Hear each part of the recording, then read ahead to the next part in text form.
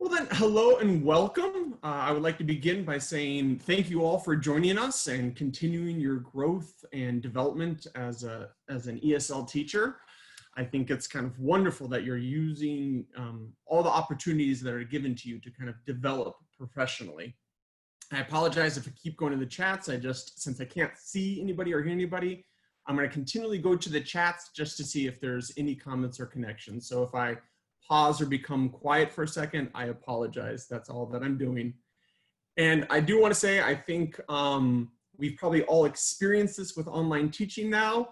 We almost start our classes by saying, thank you for your patience to our students, because we kind of realize that there may be some tech issues. It seems that the tech issues have become less and less, but if there are some, I do thank you for your patience in advance, and we'll get through them as quickly as possible. Well, then let's begin. Just a little bit about myself. My name's Brett Siders. I'm an ELT education consultant. I've had the privilege to be able to work in Asia and also within Mexico, working with English as a foreign language, and then also in America as English as a second language. I'm going to do something a little bit differently today. I thought since we're here for grammar, I want to do kind of a fun warm-up. But before we do that, I just want to tell you what we'll be going over in our workshop today. One of the important things I'm going to talk about is context. Context in our grammar lessons.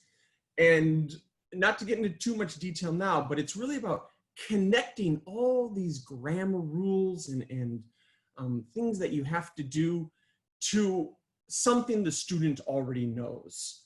Now, if that sounds confusing, it can be, but I have some good visuals that will clear that up later.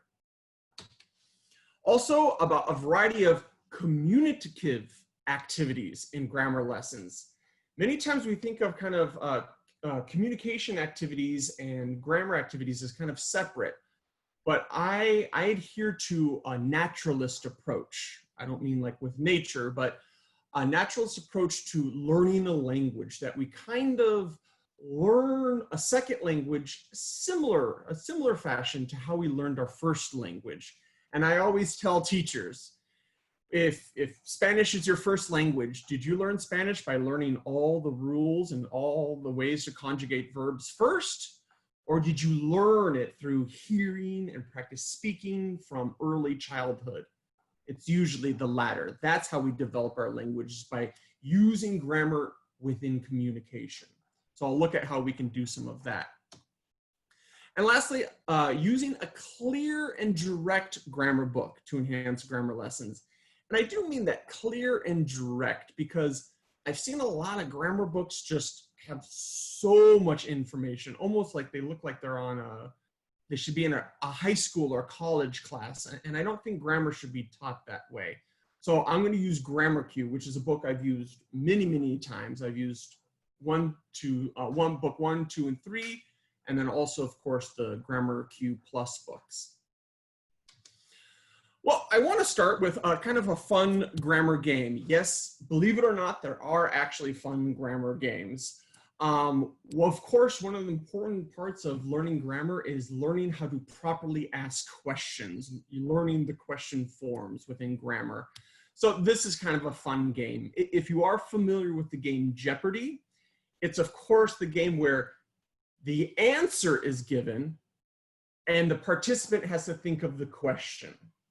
So for instance, in my example, the answer is the US. What would the question be? What would the question be for the answer, the US?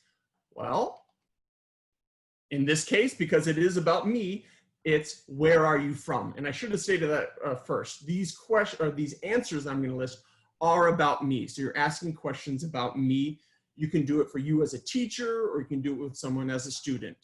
But what I'm going to give you are some answers. And if you could, in the chat box, please type, what do you think the question is?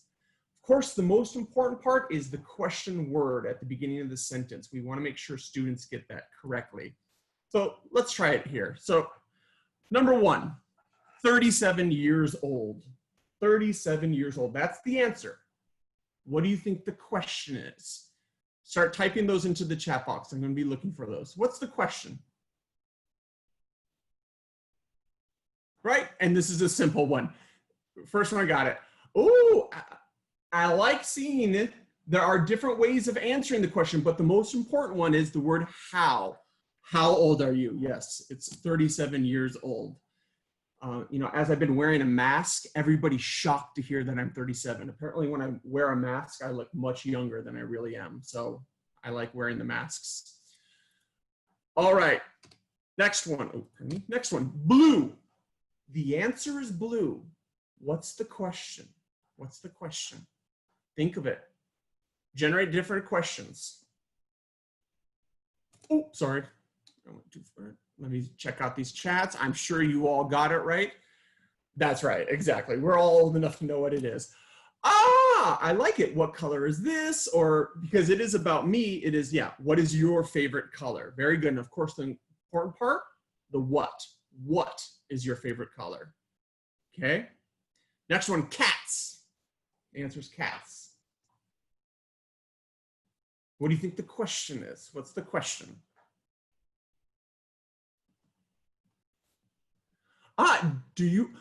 Think about it. Someone write, do you have pets? Well, the answer would be, yes, I do. That's a good question, but it has a different answer. There you go. Which do you prefer, cats or dogs? Very good. Which is a higher level question word. I usually put what, yeah. Someone put, do you like cats? But what would the answer be to that? Either yes, I do, or no, I don't. This is why I love these activities, because the kids have to realize, oh no, okay, it needs to be a different question. And someone already said it. What is, yeah, which is your favorite pet, or what is your favorite pet?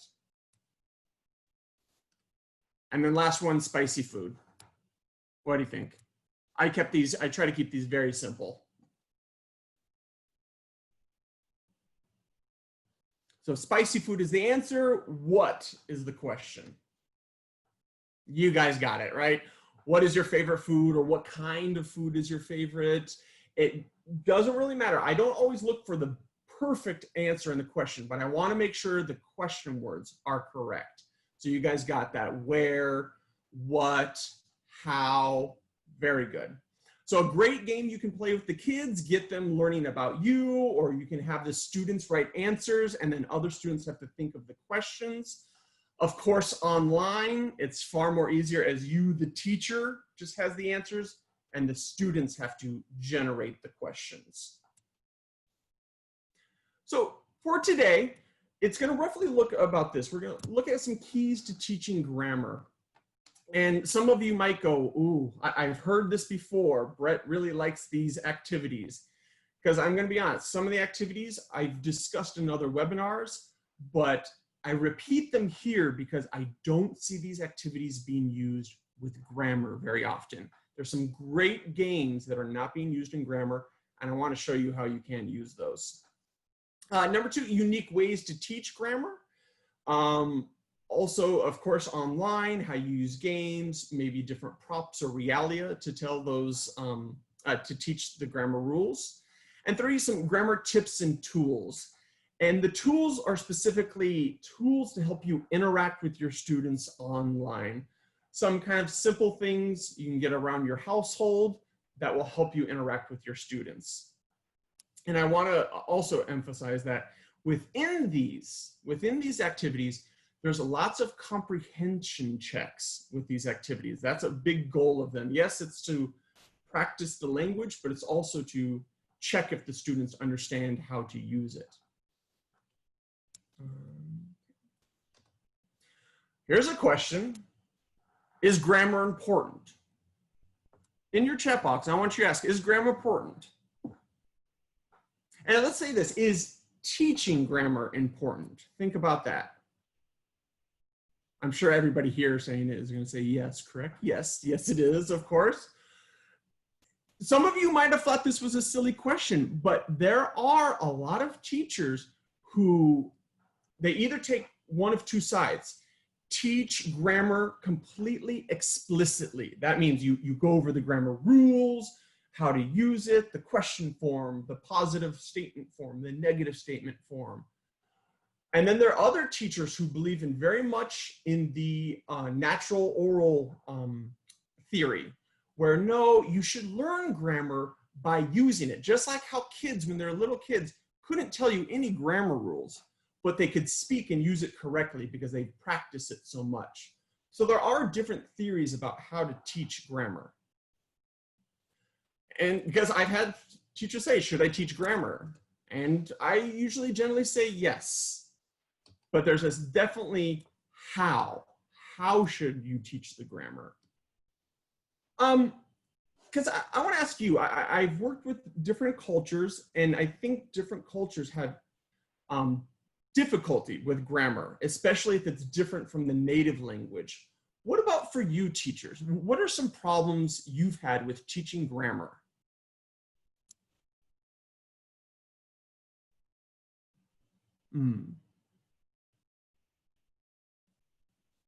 Someone put a great thing, you know, you're not teaching the rules, but just how to, the basis to understand and how to use the grammar structures.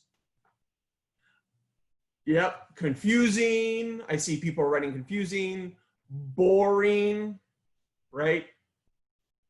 And let's face it, it was probably the same way for us in our first language. When I had to learn English grammar, it was not very fun. When you had to learn Spanish grammar, probably not very fun.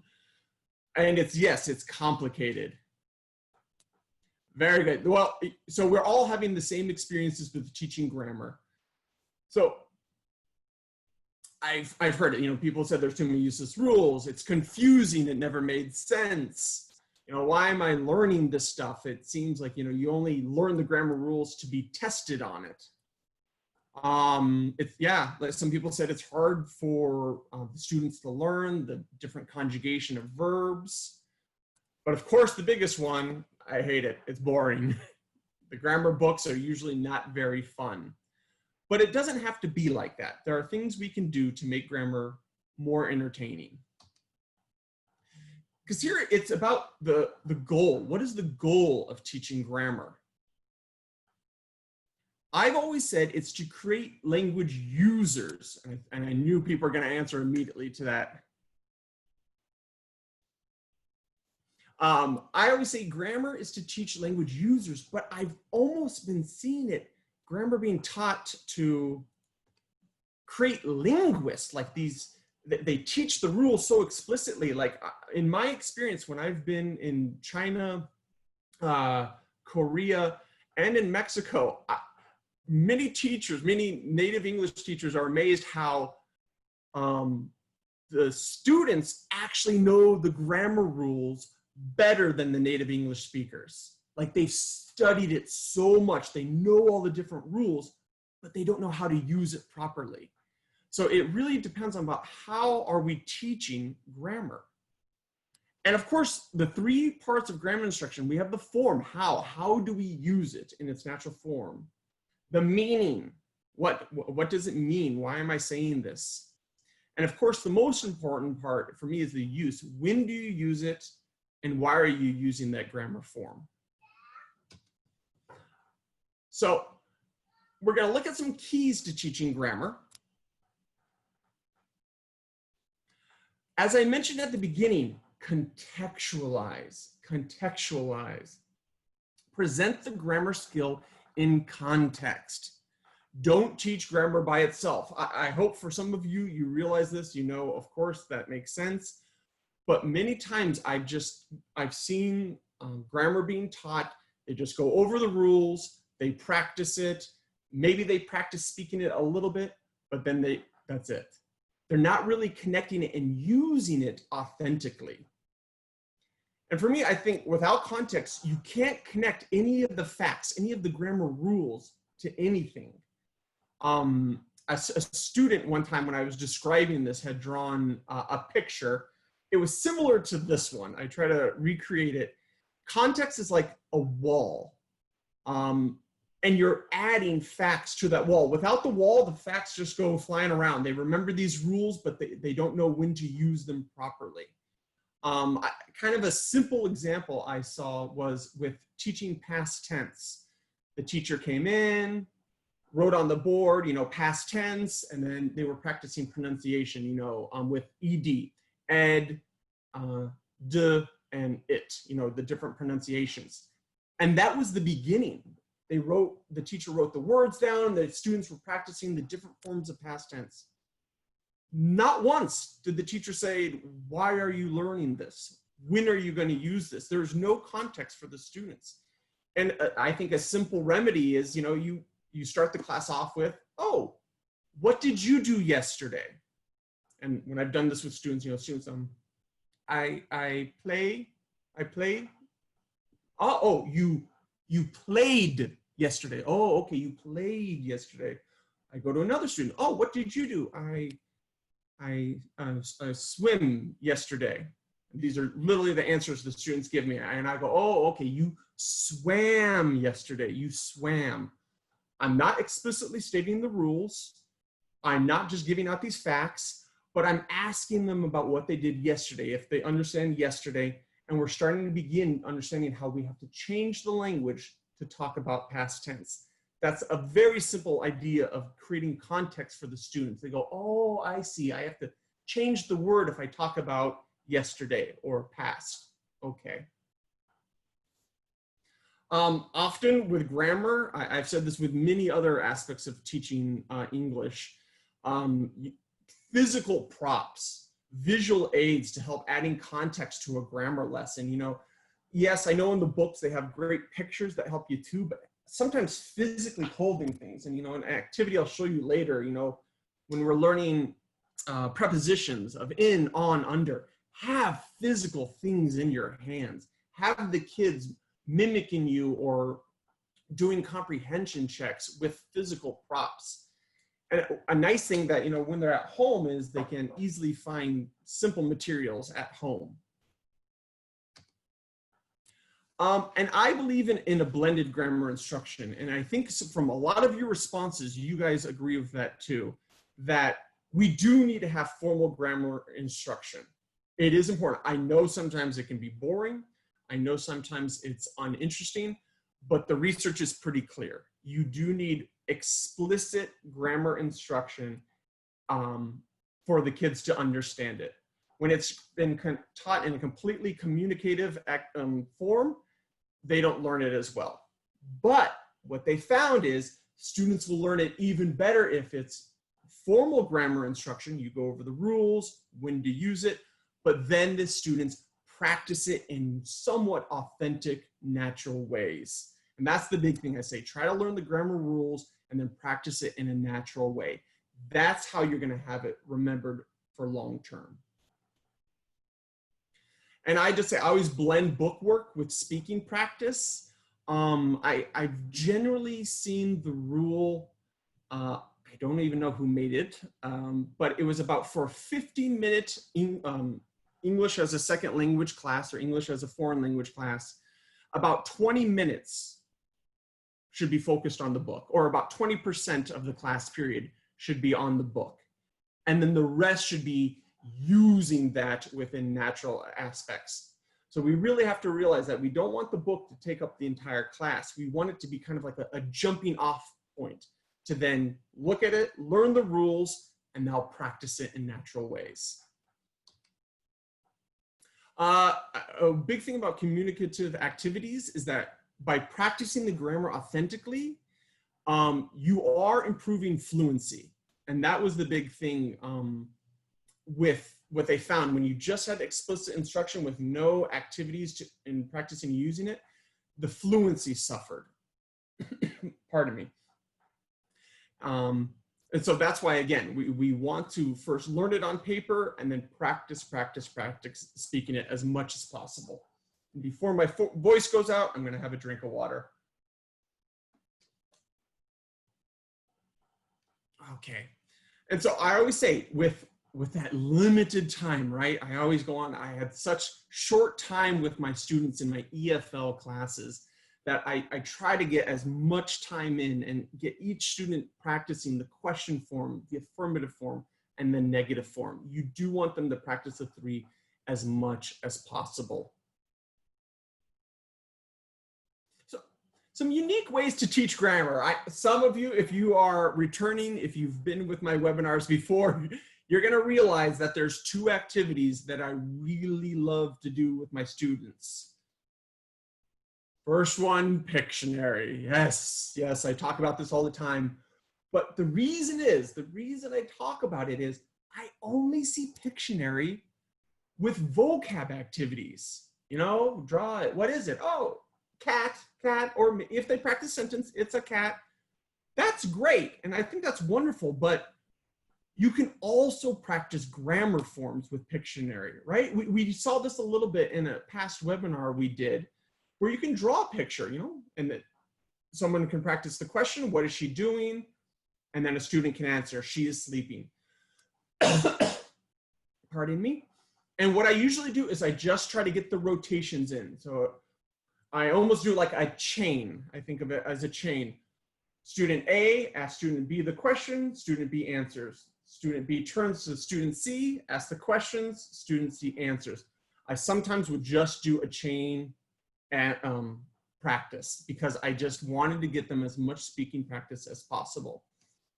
Again, you can do other things. You know, we change it now. If your focus is on are questions with yes, no, and focusing on pronouns. Is she sleeping? No, she isn't. Yes, she is. And again, what I love about Pictionary and charades also, which I'll go into next, is even if it's not a good picture, even if it's not a good charade or act, I don't care about that. It gives the students more opportunities to speak, right? If student's bad at drawing, they draw something and it's like, is she sleeping? The student might go, no, she isn't. And I'll go, oh, okay, what is she doing?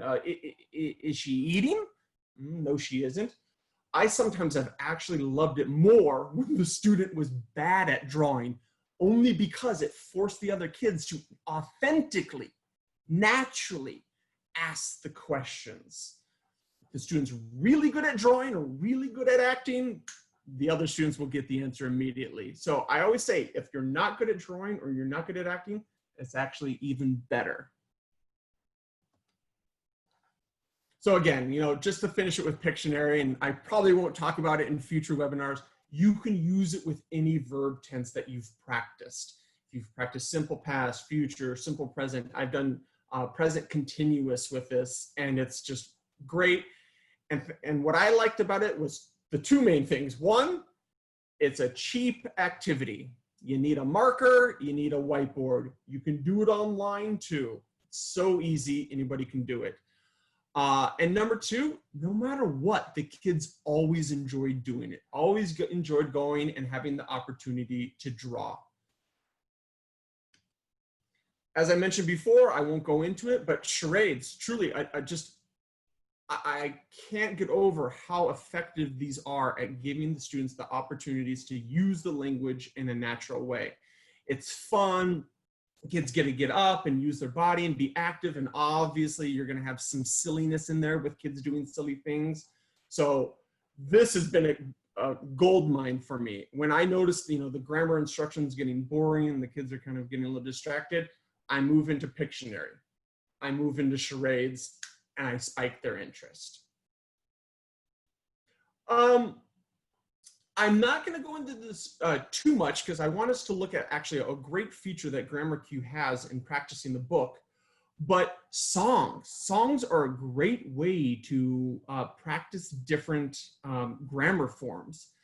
And what I always say is I like students playing with. Students get a deeper understanding by playing with grammar tenses. And the activity I use is kind of called it's cloze reading, and that's not a misspelling. It is cloze, C-L-O-Z-E. That's pretty much like when you're having the missing word and you have to listen and write the word in. But while that's great, what I really love about using songs, I believe this is Katy Perry's Roar song, like a lion. I'm not going to sing it. You'll click out of this immediately if you start hearing me singing. That's how bad my singing is, trust me. But in this case, I used to bite my tongue and hold my breath, scared to rock the boat and make a mess. So I sat quietly, agreed politely. With my students, I then want them to play with the language. What if I then said, like this, I used future tense. Instead of I used to bite, right? What is that? Past tense. I want you to then change it to future tense. Oh, pardon me. Instead of I used to bite, now I will bite. I used to sit, but now so I will sit. I like this because, again, I use the word, they get to play with the language. And what I hope to do is have them read it and see if it becomes silly or not, right?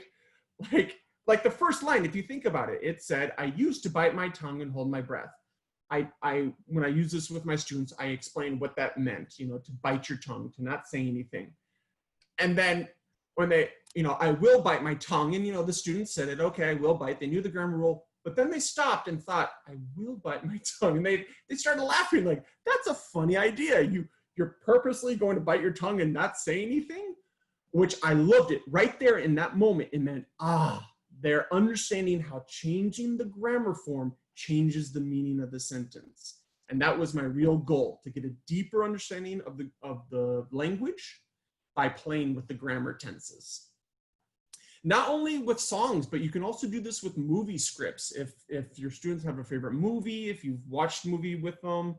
One I did with my students, because I think it was around Christmas time, I did Home Alone. And just to give you a brief example of that, this is actually dialogue from the movie, which online you can find like dialogue from all movies, whatever movie you want. If you've watched one, you like it, you can just Google it and get the script or get a scene. It's very easy. But I use this, right? Kevin's mom is on the phone talking to a friend. She packs clothes on the bed while her husband is in the bathroom. So with my students, I then want to say, I practice the negative. In this case, I wanted to play with the language and practice the negative. So I first wanted to see, can they conjugate it correctly? Do they know how to put the modal verb not in there? So for example, pardon me.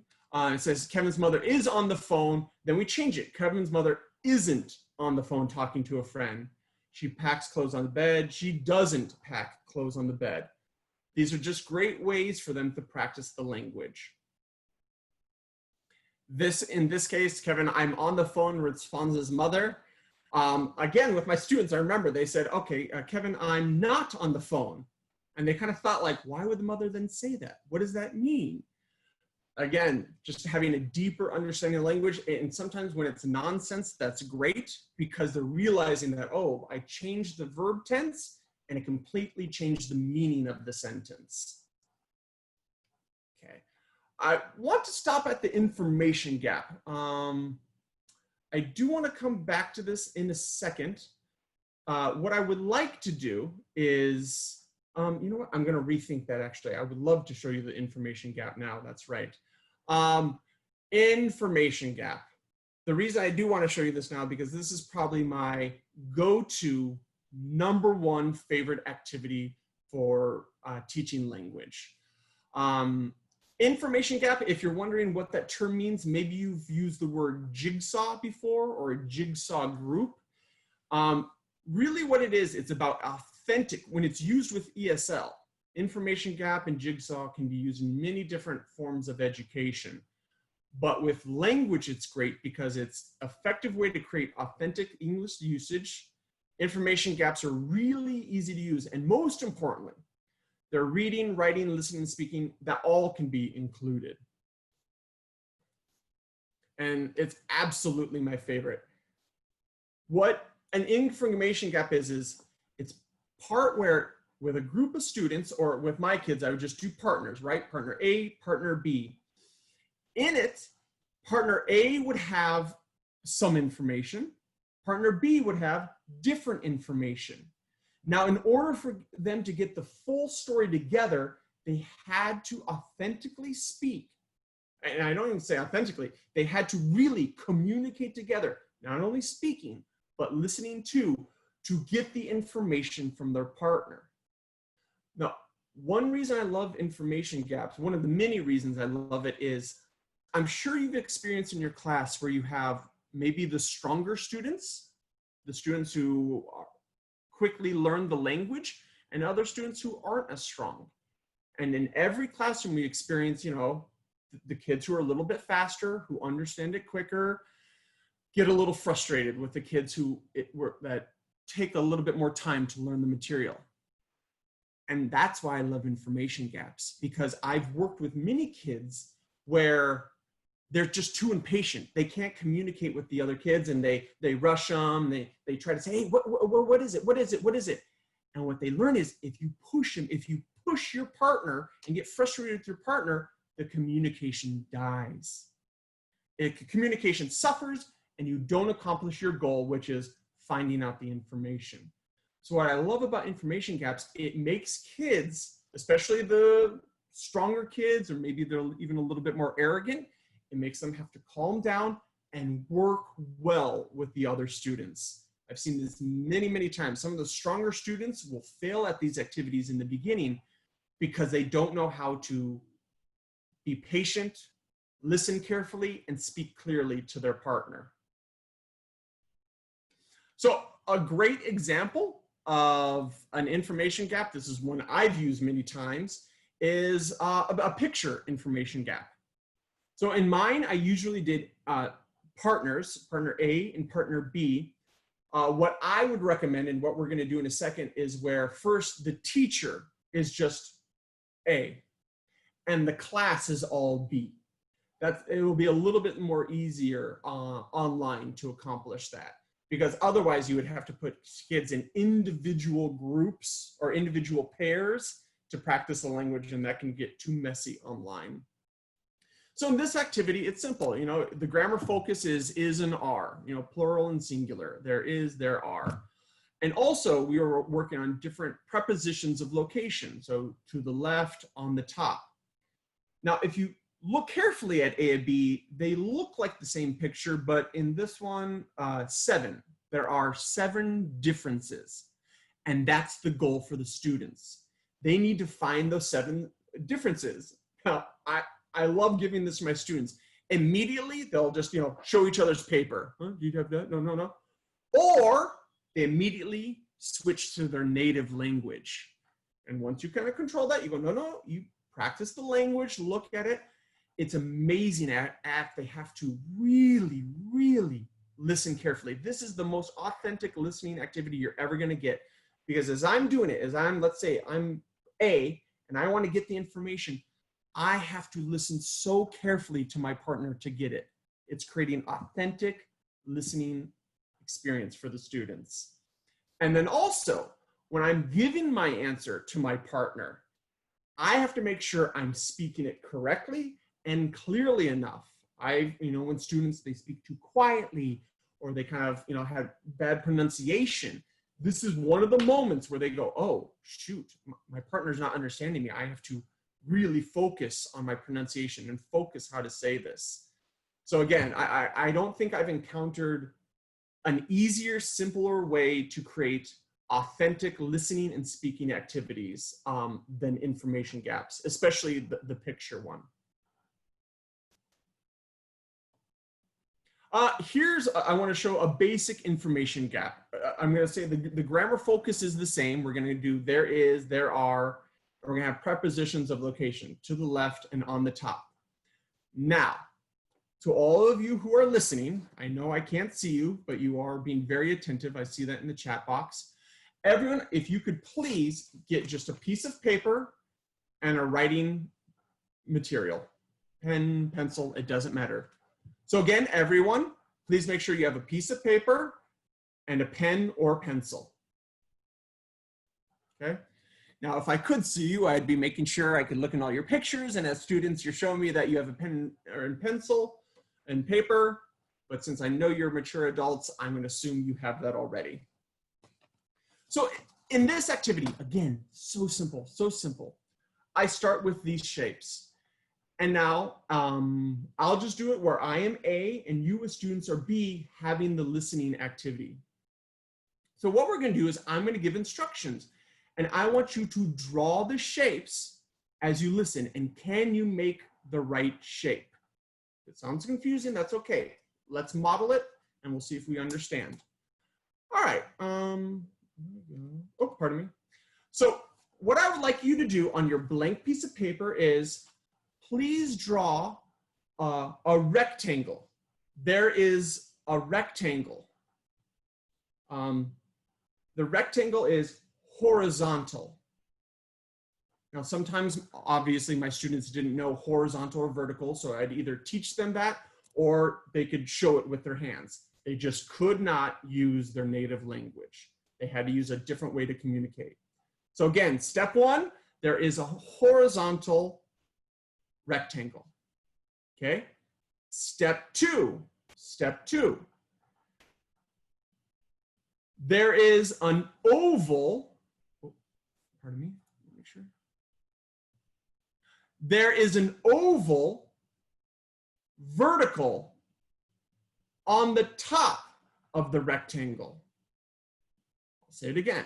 Step two, there is an oval vertical on the top of the rectangle.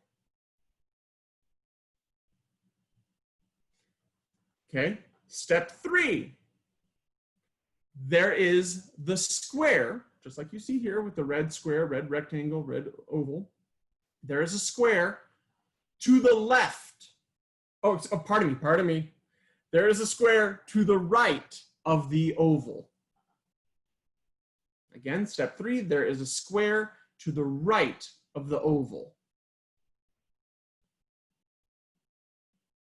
Okay? Step four, there is a circle to the right of the square. Again, step four, there is a circle to the right of the square. And last one, step five, there is a triangle on the top of the circle. Step five, there is a triangle on top of the circle. So now you should have drawn that out. And then, oh, this is kind of hard because, of course, because it's a camera, you're going to see the flipped. But I hope it looks something, I'll show it to you, like that. Or if that's not easy enough for you to see, if you look on the screen, oh, pardon me, your picture should look something like this, right? We said there's the rectangle, then there's the oval on top of the rectangle. There's a square to the right of the oval.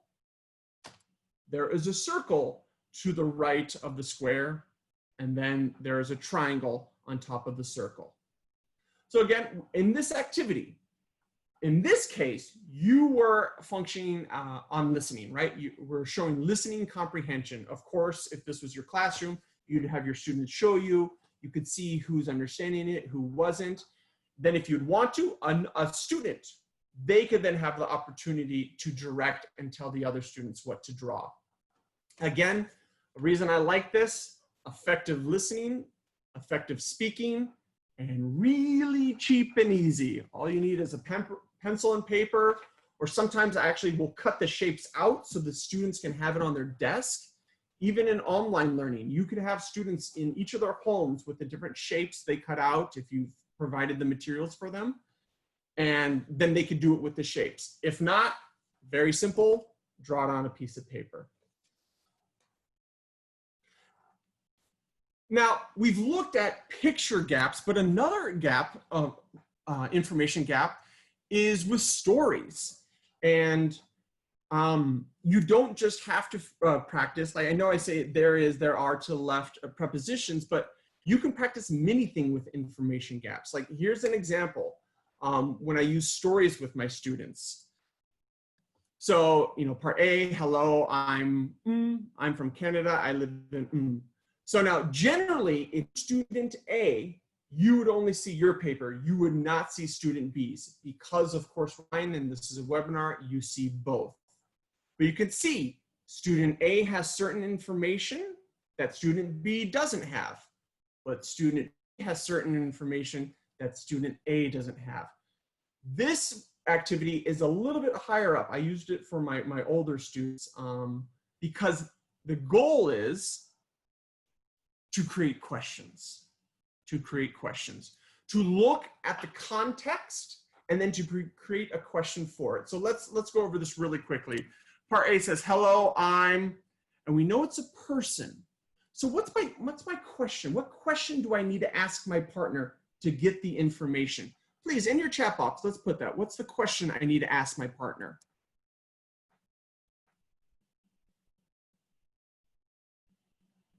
Who could put that?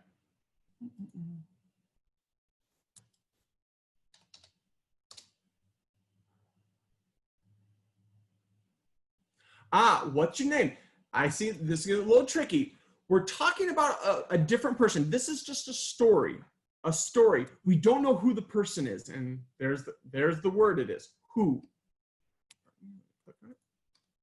Who is it, or who is speaking? Of course, the question word that we're focusing on is who. Who is it? Now, next, pardon me, I need to move this. Next, in question B, we have, where is Steve from? We learned that the person is Steve. So they're asking the question that the other person has the information for. So number 2, where does Steve live? I need to go back and show that. Steve lives in England. So this is, I'm sorry, this was a little bit confusing here. I realized that I had an issue with my animation, but the goal is, with any information gap, one student has part of the information, the other student has a different part. And in order for them to get the information together, to get all the information, they have to effectively speak and effectively listen. I would definitely recommend go Google search different information gap activities, and there's picture ones you can do for the younger students, and dialogue or word or stories that you can do for the older students. Very effective.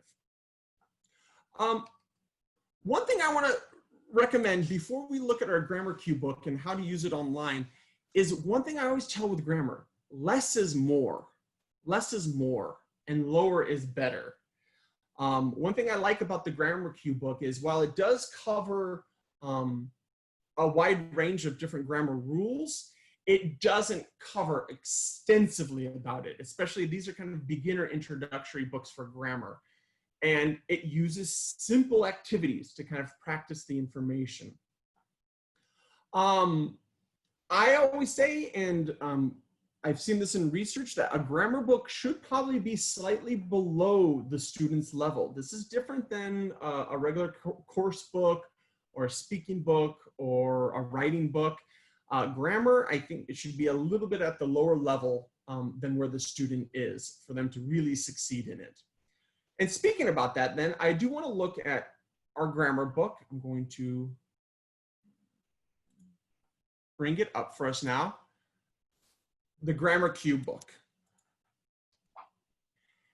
Now, I have used grammar cue many, many times in my teaching in Mexico and in Korea, but I'll be honest with you, I have not used these teacher presentation tools. The teacher presentation tool comes with, what does it come with? It comes with like the unit tests and then also some worksheets with different activities. But what I love, it's kind of all of the book in digital form with the audio, with the video, and then additionally some worksheets and some activities that actually aren't in the physical book. So there are additional things within the teacher presentation tool. And you can hear the sound effects, of course. So in our goal, we're looking, where is the book? We're looking at, of course, prepositions of location. This book, we're starting simple. Pardon me. We're looking at only three key terms. When you introduce the book, as you've of course seen, there's the grammar talks. What I do like about these is, if you don't know it, if you haven't used grammar cue before, all of these questions are built off of previous grammar rules that have already been practiced in the previous units. So that's one thing I do like about how grammar cue does the grammar talks, is they are recycling and reviewing previous grammar rules that have been covered already. So like, what is it? It's a book. What are, or excuse me, in this case, what are these? These are books. So those are all grammar rules that have been practiced in the previous units. I'm gonna move on here. I do love these activities, but the one focus I want to look at is how we can use this to interact with our students and at the same time check comprehension. So our students know we're going to be looking at 3 key prepositions: on, under, and in. And with these, with this teacher presentation tool, there's lots of different animations that you don't get out of the book, so do make it a little bit more visually stimulating for the students. So we say, where is the computer? Now, one thing you can help interact with your students. Right now, all we are doing is what? I'm having you type in the chat. One thing I would recommend with your students, and I would like you to do it here, please, even though I can't see your picture, is what I consider like a very great ESL tool. I know it's going to look a little confusing since it's, of course, reverse on the camera, but a great way for students to respond when they can't always speak, you don't want them clicking off their mute button talking, is creating what I've made like a little card deck. I'm having a little brass penlet here to hold it all together with words I know that we're going to be practicing a lot. So before, when I've used this, like if I was asking yes, no questions and I couldn't listen to all the students, or I didn't want them to just do the thumb, you know, I wanted them to respond. Show that you're listening. Show me that you're attending. Yes, of course I have. No, I had an activity where we were doing with numbers, and so I had 1, there's 2, there's 3. Also, you can do it with true, with false. Whatever your activities that you're doing, I think this is a great tool for students to kind of communicate with you without actually speaking. This is one way that they can show their comprehension. In this case, what I would like you to do, or if you don't want to write it, it's okay, but all you have to do is 3 sheets of paper. What we're going to do is I would like to show you how I would do this with my students. And because I can't see all of you, I'm going to now ask Language World, who's kind of hosting this. We're going to pick 3 students. Can I get 3 students? 3 volunteers, I should say. I'm sorry, I'm calling you students. But what I would like to ask for right now is 3 volunteers. Why am I holding up 4? 3 volunteers who don't mind participating in a little activity where we're going to interact together. I did this on a previous webinar, and I'd like to do it again this time. So if you would like to volunteer, could you maybe put your name in the chat box? Or as Language World is saying, please raise your hand if you'd like to volunteer.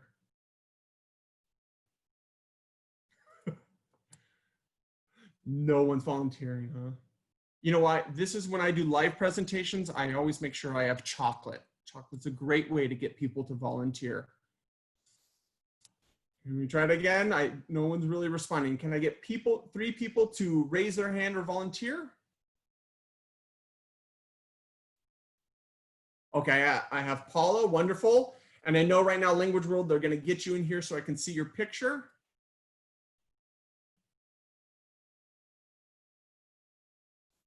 And so I have Paula.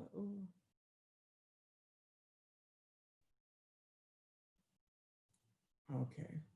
This is kind of a new feature we're trying here where I can get some participants and get their camera showing. Let's hope we can all get this working. This is why I kindly asked for your patience earlier, because this is to be expected. Okay.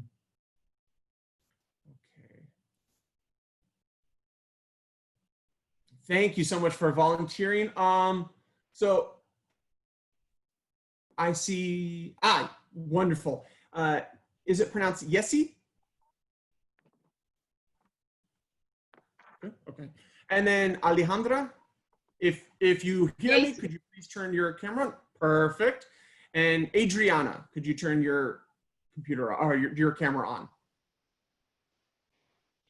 I'm gonna continue trying to get Adriana to turn her camera on. For Yessi and Alejandra, as you're waiting, could you get 3 small or short pieces of paper, and we need to write 3 things.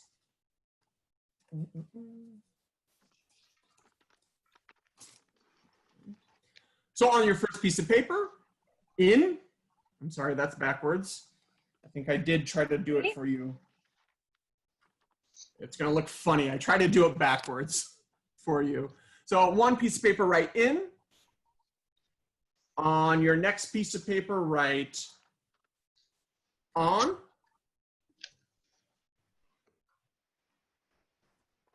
And then the last one, does it look like under? No, that does not look like under. That is totally backwards. So in, on, and under.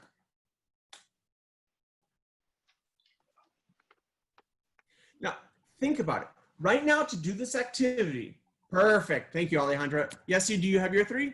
Good? Yes. Excellent. And yes, I would love to hear your voices now. So when you do this with students, you can, of course, mute them if you need to, or if you want them to practice being able to speak themselves, that's great. And then, yes, I have just 2 volunteers right now. Thank you, everybody else who offered to volunteer. Now, Yessie and Alejandra, the first one. Yessie, can you read that, please? Where is the computer? Very good. Where is the computer? Is the computer in, on, or under? Can you show me in, on, or under? Is it in? Is it on? Or under? Let me see. What do we think? What do you think? In, on, or under? Where is the computer? On. Alejandra, what do you think? Can you show me your paper? On. Excellent. On. Good. The computer is on. It's on the desk. All right, next one. Where are the pencils? Where are the pencils? Are the pencils in the box, on the box, or under the box? What do we see? Very good, Arlene, and yes, excellent. And this is what I want to do. I apologize to you too for my teacher talk. I know I get teacher talk. I'm used to working with very young kids, so I apologize. I'm not being condescending, I promise. But what I do with my kids is, right, I sometimes have 20 kids in a class. I can't have them all speaking. So immediately when they put it up, it's a great way for me to see if they're answering it. What I also look for is the students who are just looking at the camera. You know, the other kids put the answers up and then, oh, they put the answer up too, right? These are great comprehension checks. Who's getting it? Who's not getting it? Who's quickly looking at the other students and just putting up their answer? These are great comprehension checks. Let's just do the last one. I think we know that one. So where are the bags? Where are the bags? Yes, Alejandra, where are the bags? Very good, under. Bags are under the desk. Now, I would continue with this. Like when we get into this, this is directly from the book. Now, you could just read it to the students and have them circle it in their book. I think having it be interactive is a little bit more fun. So the boy is under the table, the boy is on the table, or the boy is in the table. Yes, Alejandra, what do you think? On. On, paper. Oh, sorry. That's okay. Now I know, yeah, because it's just the 2 of you, and I said you don't need to be muted. I know you want to say it, but again, if you have 15 to 20 or 25 kids in your class, you just need to have them show it to you sometimes. Again, a lot of chats here. Pardon me for a second. Good, very good. Oh, thank you so much for other people chatting and joining in. All right, I think we kind of got the idea. Good, the boys on the table. Next, the toys are where? Yes, Alejandra, what do you think? Can you show me? Very good. The toys are in the box, in the box. Again, the teddy bear is where? Where is the teddy bear? Good. So this is an example. Very good. And again, here we have this.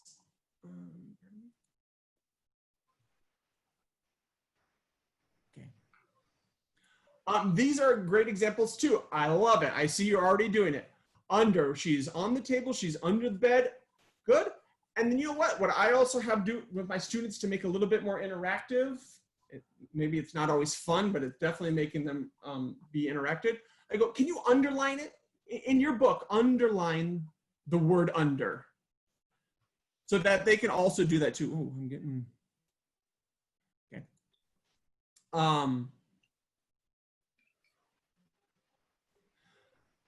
Where they can interact and write it under their book. Okay. I'm being asked to change the camera view, and I'm not seeing how to do that. Pardon me. Okay, I'm gonna have to move past that. All right, now, Yessi and Alejandra, this is the part where if this was a live presentation, I would each have a delicious piece of chocolate for you and say, thank you so much for being brave and volunteering, but I don't, so I'm just gonna give you an air high five. Can we do air high five, as silly as that seems? Excellent job. Everyone, thank you so much. Give Yessi and Alejandra a round of applause. Thank you so much. And what I'll like to do now is just kind of go through and continue showing. We see all these activities, of course. This is one thing I really like about this teacher, the teacher presentation tool. This activity right here is not directly in the book. These are extra activities that the Grammar Q has put in the book. I think it's 2 extra activities per unit that are almost entirely interactive based.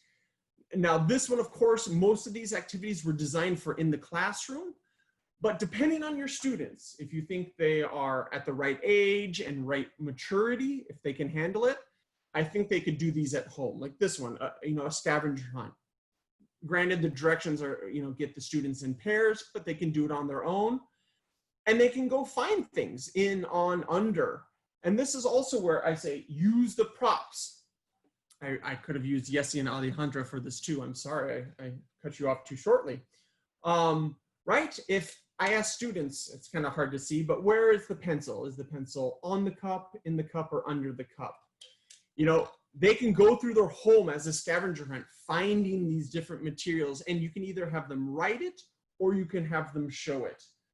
But I do kind of like the scavenger hunts or having the kids go get activities and materials, because sometimes they do need to get up and move a little bit. And if you make it kind of engaging, like they want to come back and show you, that way they're not going off and just playing or screwing around. But again, these activities, I've done it and 90% of my students will do well with it. Some students who are struggling or maybe don't have help at home as they're doing their online learning struggle a little bit. But again, these activities, this is where, you know, we've had our grammar instruction. We did that already. Now we need to play and practice the language. And that's what these activities do. So this is the continuing the activity. Again, if you have the teacher presentation tool, then these materials are already included in there. There's, you know, the printouts where you can print these out and use them. And if you've been with my webinars in the past, you've heard me say this multiple times. I never used these teacher presentation tools when I was teaching in the classroom. I just didn't need to. I would hold my book up and I would just show it, and that was fine. But for me, online learning, this is invaluable. No student wants to look at the camera or look at the book through their camera as I do this. I kind of feel these online presentation tools are essential now for online teaching.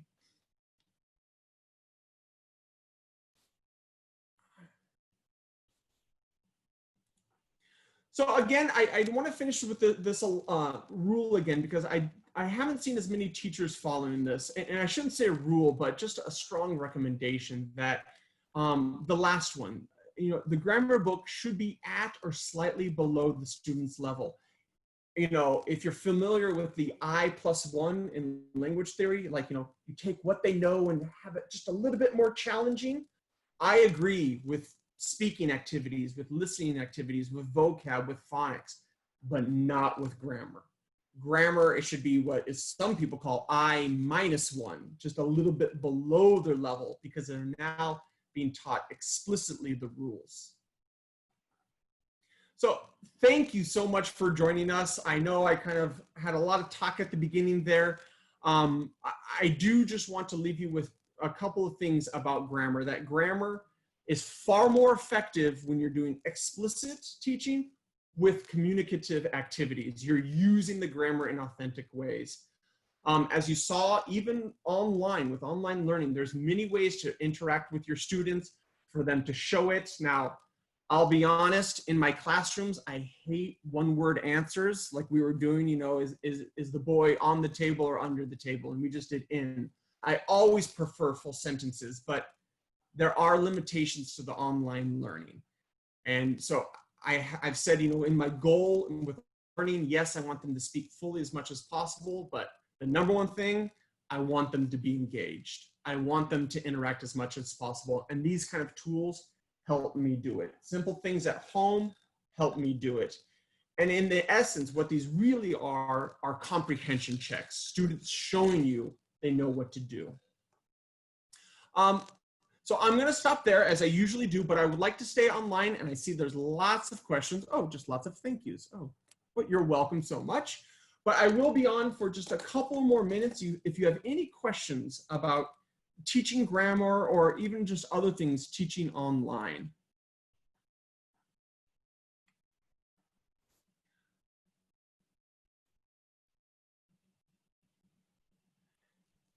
Yes, and if you've enjoyed these series of webinars, I would like to tell you, I apologize, I did not put it in this presentation. I need to slap my hand on that one.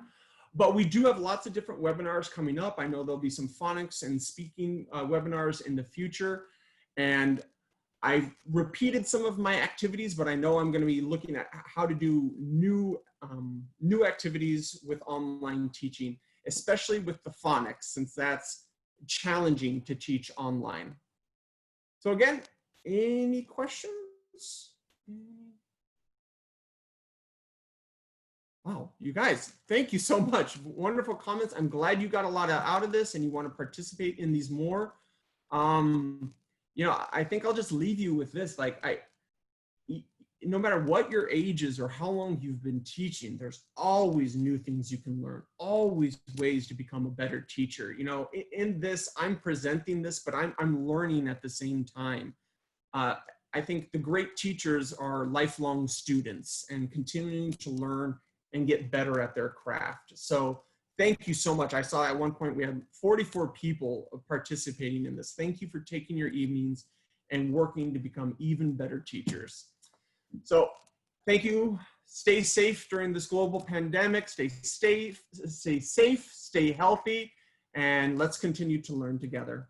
I look forward to seeing you in future webinars. Thank you so much and take care. Bye.